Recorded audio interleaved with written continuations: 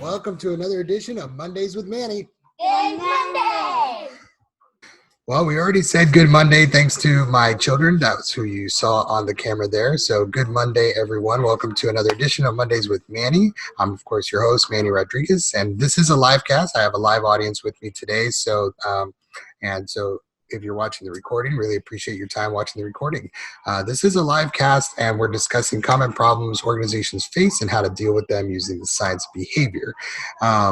And so special thanks, of course, to Business Science Magazine, our main sponsor, 305 Publishing, the OBM Alliance, and my colleagues at Bueno Ventures. So this is, like I said, a live cast. We'll do a Q&A with those that are here in the live audience at the end. That won't be recorded. That's just special for you folks joining me live. And for those watching the recording, thank you again for watching, and stay tuned for more episodes. All right, so enough of the formalities. Let's talk. So today's topic, I wanted to bring to the table a little bit of the science of human behavior in the workplace called organizational behavior management in regards to implementing major projects, small, medium, or large projects for companies, whether you are in whatever industry you're in.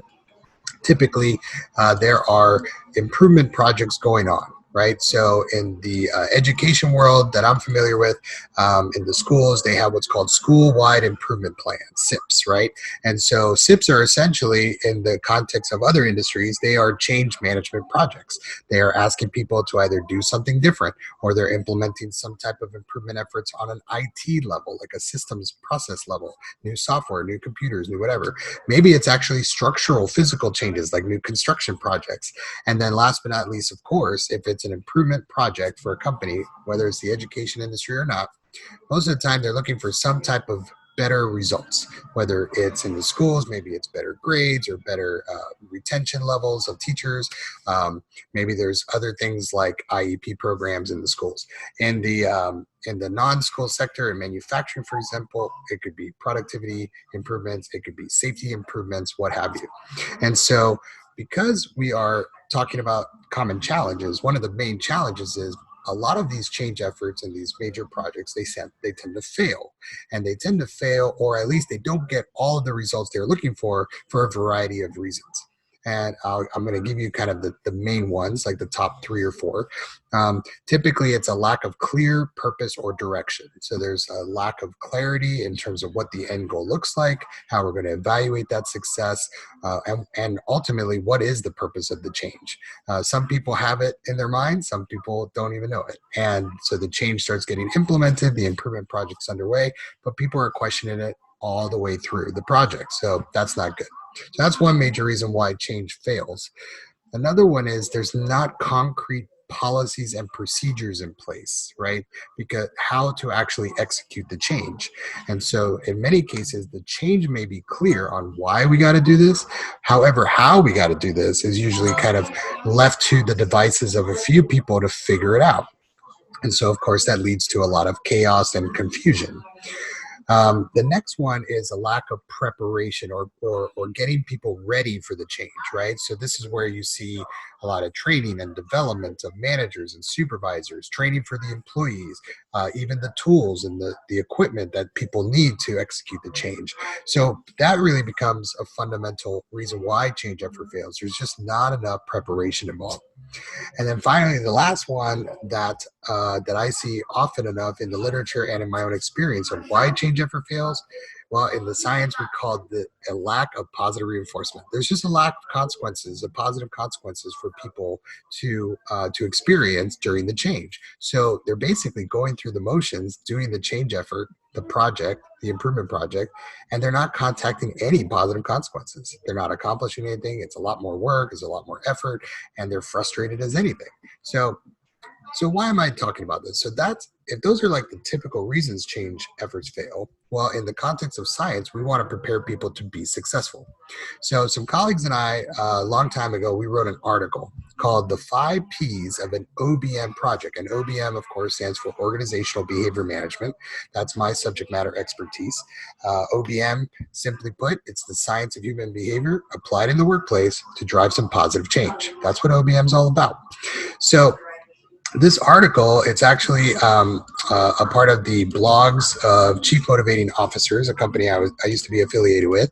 And the 5 Ps of an OBM project are really geared towards helping people organize and shape their improvement projects so that they ultimately can be successful.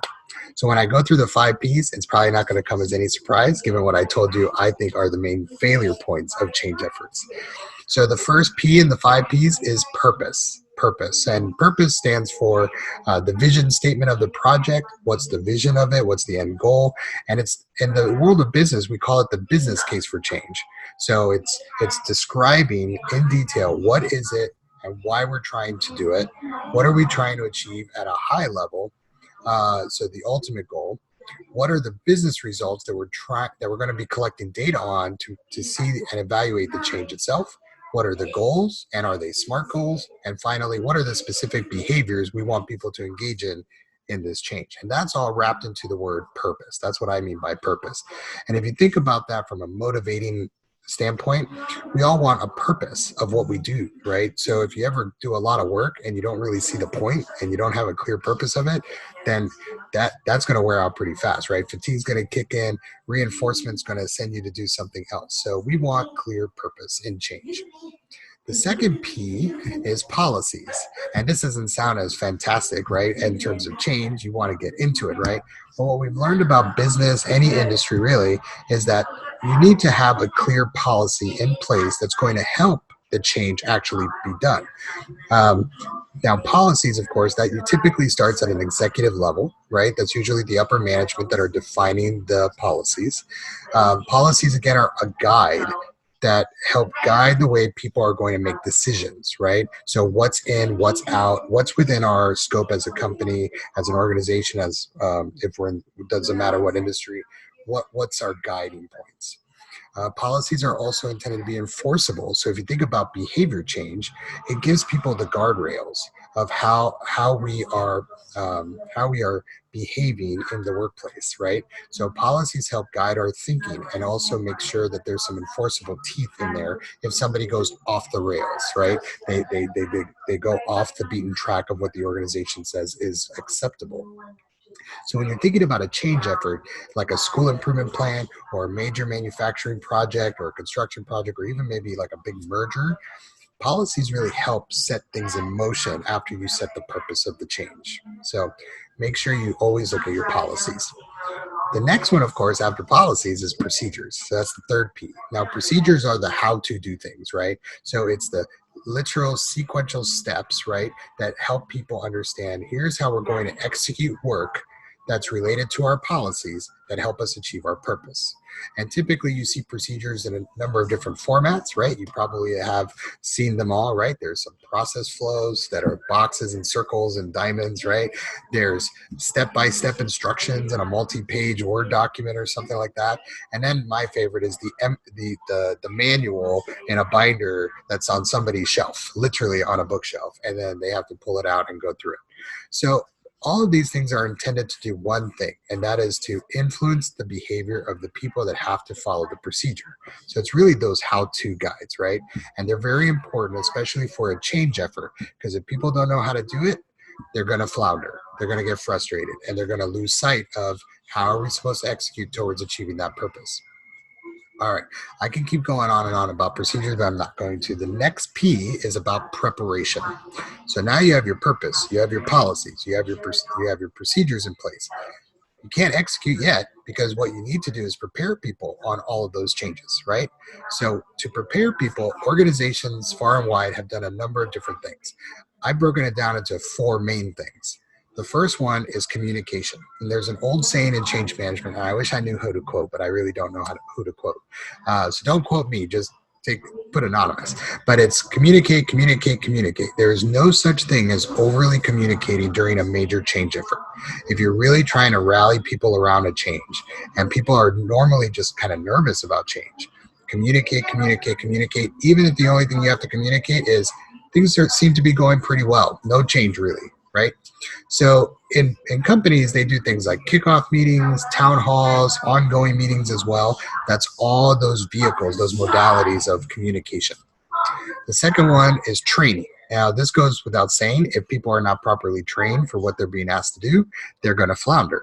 And in the behavioral science, we know that there's great technology out there called behavioral skills training, which is all about direct instruction, modeling, practice, and feedback, right? And so those components, that's great instructional design for anything you're trying to train.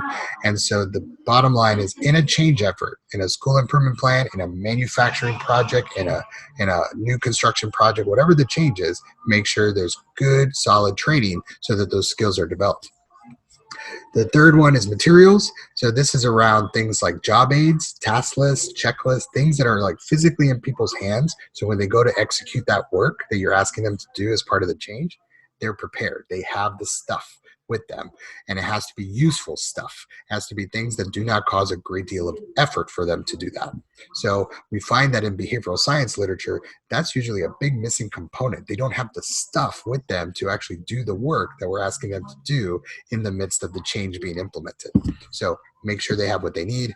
And with materials also comes technologies. And we always like to talk about technologies in two respects: hardware and software. So hardware is like the hard, like computers, IT machineries, all that kind of stuff, right? Software is two different softwares. One is like the software for computers, but we also talk about software in terms of like soft skills, like interpersonal skills, making sure that people are prepared to coach each other, give each other feedback, make sure if there's any conflict, how do they resolve conflict? All of those facets of soft skills will be coming into play in any change project. So if you're going to work with other people in an organization to make some change happen, focus on some soft skill training as well. All right, and then the last P, again, should come as no surprise, is positive reinforcement. So this is everything that happens when we see the behaviors that we're looking to achieve in the change. There has to be some positive consequences to it. And those positive consequences should be so powerful that it's going to encourage the behavior to happen again and again and again. That's positive reinforcement. So we look for things like what's happening after the behavior happens: recognition, rewards, is there any kind of gratification for the individual to achieve? How immediate versus delayed is that reinforcement? So are they going to be able to experience those things the same day, the same moment they do the behavior, or is it going to be days, weeks, even months before they experience it? We got to know that stuff. How consistent and predictable is reinforcement? So if you're like me, you want to know that you're working towards something. You can predict it's going to happen, right? You're going to predict that you're going to achieve that positive result. And if you can't predict it with certainty and it's not consistent, man, you're just going to feel like, well, what am I working for here? So we want to make sure it's consistent and persistent and predictable. And then last but not least, we want it to stick, right? We want it to sustain. And there's certain different infrastructures in businesses that help us sustain those kind of accomplishments and positive reinforcement experiences. And typically they are things like your HR infrastructure, performance management, job roles and responsibilities, job descriptions, those kind of things. Your finance systems, so where the budget dollars come from, right? So we got to make sure that whatever we're going to try to improve today, we can actually see it again next year in the budget dollars, right? And then, of course, there's management, supervisor training, and training for employees as well. All of those kind of mechanisms should be coming into play with regards to your positive reinforcement efforts and your change efforts for the long term. So that's the 5 P's of an OBM project, according to myself and some colleagues. So that is purpose, policies, procedures, preparing, and positive reinforcement. And any change you want to do, whether it's a small change for a single individual or a group of individuals, you want to see maybe a moderate change where you're looking at it across departments or across across individuals, or you want to do a major change, right? So whether it's a school improvement plan for those in the education area, for those that are looking at working as a consultant, maybe it's multiple clients, right, or multiple departments within a client. And if you work for a company, maybe it's multiple units or multiple departments. That's a major effort, and you want to make sure you have all of your T's crossed and your I's dotted. And these 5 P's are just simply there to help you with a structure approach of implementing a major change: purpose, policies, procedures, preparing, and positive reinforcement. So with that, we're going to end Mondays with Manny with that. There's some great science behind that, some great literature, and if you read the article called "The 5 Ps of an OBM Project," and I'll put the link in there for everybody. We cite references to where those 5 Ps come from, and there's a great body of literature, books, and research articles, etc., that really kind of help hone all of those different elements. So with that, Mondays with Manny, we're going to say goodbye and good Monday to you, and we will see you next time.